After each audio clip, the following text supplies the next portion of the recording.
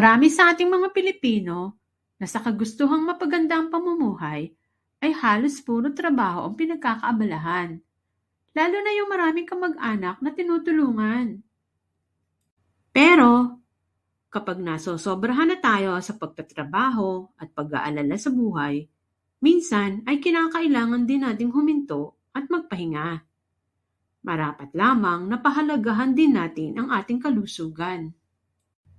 Kapag gusto nating kalimutan ang mga problema sa trabaho at sa ating mga buhay, isang epektibong paraan ay ang pamamasyal at pagbabakasyon sa isang lugar na hindi pa natin napupuntahan.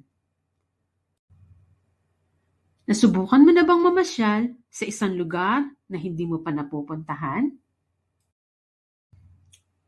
Noong teenager pa ako o noong kakarampot pa ang sweldo ko, ang ginagawa ko noon ay sumasama ako sa mga mababait na kaibigan o kasamahan sa trabaho sa probinsya nila upang makapamasyal.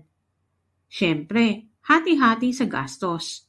Salamat sa mababait na kababayang Pinoy. Hindi ako naging dayuhan sa sariling bayan sa Pilipinas. Ang sarap sa pakiramdam kapag swerte tayo sa pamilya at sa mga kaibigan, hindi ba? Ang Skien ang pinakadulo sa norte o hilagang bahagi ng bansang Denmark. Madaming turista ang namamasyal doon dahil nga siguro pinakadulo na ito ng bansa at dahil sa ito ay isang probinsya na malayo sa ingay ng syudad. Kaya sa biri na ito ay mag-relax muna tayo. Tayo nang mamasyal sa Skien, Denmark.